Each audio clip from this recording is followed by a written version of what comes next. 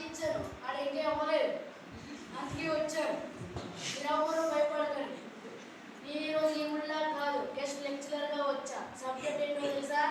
Road భద్రత. జీవితానికి పైసా ఖర్చు లేని మరొక జీవితం. నాకు ప్రొఫెసర్ కంప్లైంట్. నా దగ్గరికి వచ్చే వాళ్ళు పెన్షన్ తీసుకునే ఏజ్ వాళ్ళు కాదు, టీనేజ్ హీరోలు. నేను అడిగా ఎందుకు త్వరగా చచ్చిపోతావంటే వాడు అంటాడు, సార్ ఇसी एज में पैशन है इसी అంటాడు.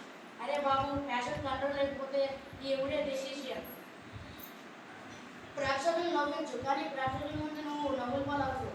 హెల్మెట్ పెట్టుకుని డ్రైవ్ చేయండి అంటే, సార్ హెయిర్ సెలూన్ పాడైపోతుంది అని అంటారు. హెయిర్ కంటే హెడ్ పోతే ఏం చేస్తావు?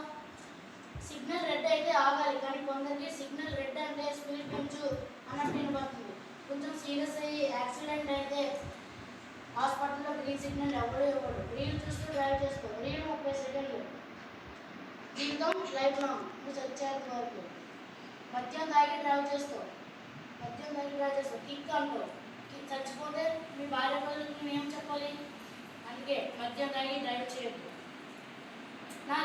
నాకు ఎప్పుడు సంతోషంగా ఉంటుందో తెలుసా? నా రిజిస్టర్ ఖాళీగా ఉన్నప్పుడే నాకు నిజమైన సంతోషం. దయచేసి అందుకని ఎవరు హెల్మెట్ పెట్టుకోకుండా డ్రైవ్ చేయొద్దు. జాగ్రత్త.